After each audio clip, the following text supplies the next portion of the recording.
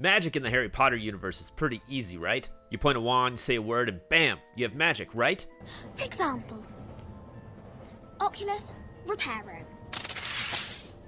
Wrong. It is not that easy, and I'm going to show you how the magic actually works in the Harry Potter universe. So sit down and open your books. Turn to page 394. Let's start at the top. Where does magic come from? This might sound cheap, but we don't really know. J.K. Rowling doesn't seem to have snuck that in her books anywhere, but she did say there was a logic that underpinned it. There was always a logic to the magic, however strange it became. All we know is that it's been around since perhaps the dawn of time, and some people can do magic and some people can't. That leads us to the next important question: who exactly can do magic? The answer, my friends, is genes. You see, in order to perform magic and spells in the Harry Potter world, you have to be born with magical DNA. It's in your blood. How do you make sure you have magical DNA? You don't. But the best chance you have is if one or more of your parents are already a witch or wizard with the wizard gene. That gives you the greatest chance of becoming a witch or wizard because the gene is dominant. But there's still a super rare chance that you'll be born without it, even with magical parents. Those people are called squibs. It's also possible to be born with the wizard gene from muggles. Muggle. Non-magic folk. However, that doesn't happen too often. Our favorite Hermione Granger was born to muggles. Going a little deeper into the magic DNA, there are even some genetic rarities among wizards that we know about, such as Morphomaguses. They can morph their body at will into other creatures and people. And Parseltongues. They have the ability to speak with snakes. Alright, so you've been born with magic DNA. Does that just mean you can do whatever magic you want? Not exactly. Being born with the magic genes makes it so that you can do magic, but doesn't necessarily mean you'll have control over it. That leads us to emotions. Why?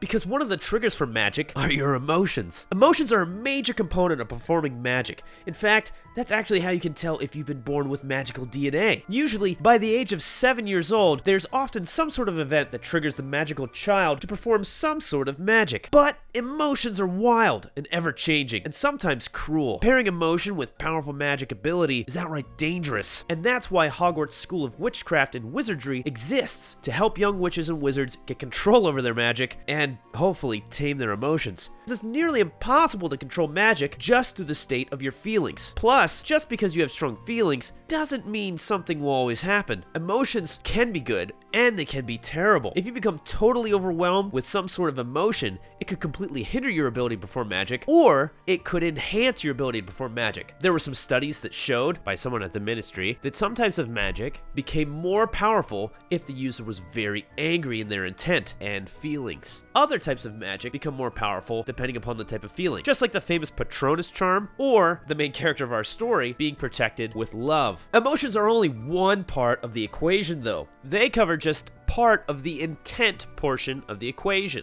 What else do you need? This brings us to wands. So to make magic work, you need some sort of focus implement. Usually that would be a wand. And let me tell you, wands get weird. Wands in the Harry Potter universe are semi-sentient. And what does that mean? Well, it's complicated again. Wandcraft is a serious discipline that's very complicated, and even the masters admit that they don't really understand what's going on with the wands. What we can seem to tell is that wands choose their user. They've kind of got a will of their own, and it gets even weirder. You can lose their allegiance by being disarmed or outright killed.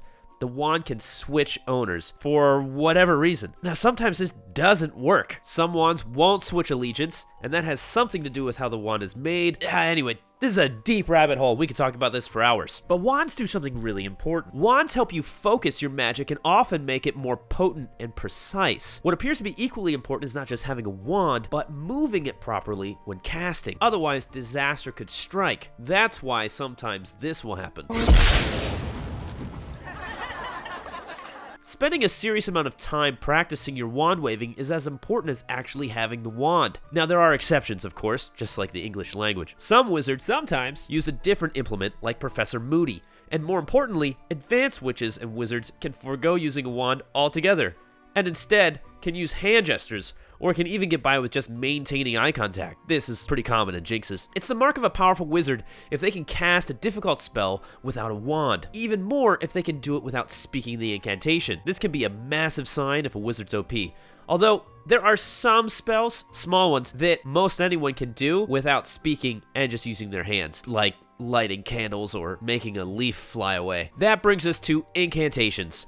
Another essential component to casting a spell is speaking the proper incantation. The majority of spells that are known are in the forgotten Latin language, but there are some that are in English, of course, too. The famous one being stupefy. An incantation of some kind always needs to be present in order to cast a spell, but a highly skilled witch or wizard could do so in their mind, thus they could cast silently. Although, this kind of gets off the rails a bit too, because magic can happen whether someone knows an incantation or not, but it's usually wild and uncontrolled, so to focus, you definitely need an incantation. When pairing silent incantations with wandless magic, you get something like this. What was that? Oh, sorry, I don't know what happened there. I mean, you would get something like this.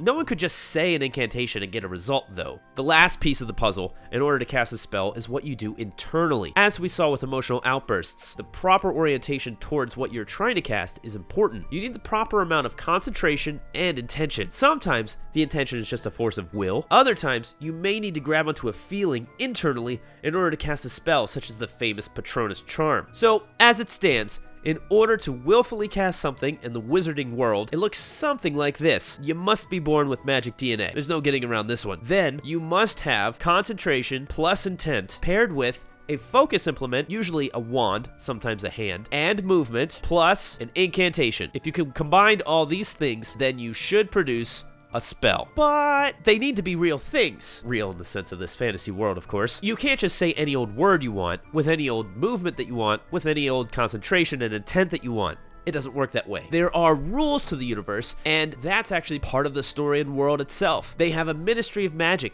dedicated to studying magic, because not everyone understands exactly how it works. And every once in a while, a brand new branch of magic will pop up because some brilliant witch or wizard discovers some sort of component about a new branch of magic. Okay, let's say you have everything you need here. Concentration, intent, focus, implement, proper movement, and an incantation. Does that mean you can do whatever you want? No, there are more rules than that. There are limitations. One example is food. No one could just conjure food out of thin air.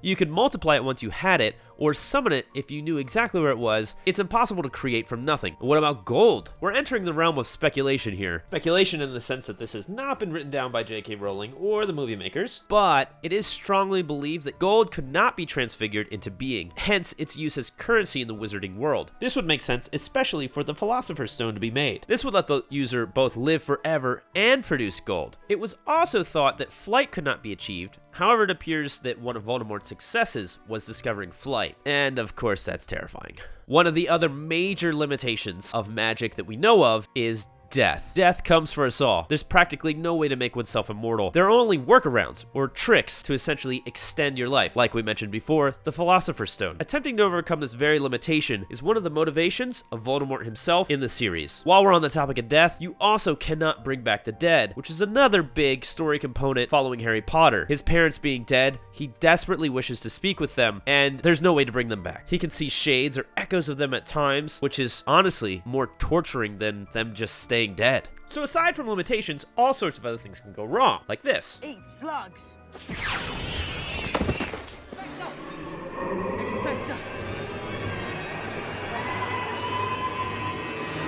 So what caused these magical mistakes to happen? Well, like we talked about, it was probably a failure in one of these spots in the equation. They could have lost concentration. They might have had the wrong hand movement. They might have had a broken wand. They might have had poor intent. Or it could have been a combination of these things. They might have said the wrong words, with the wrong wand, with the wrong concentration, and then you get this.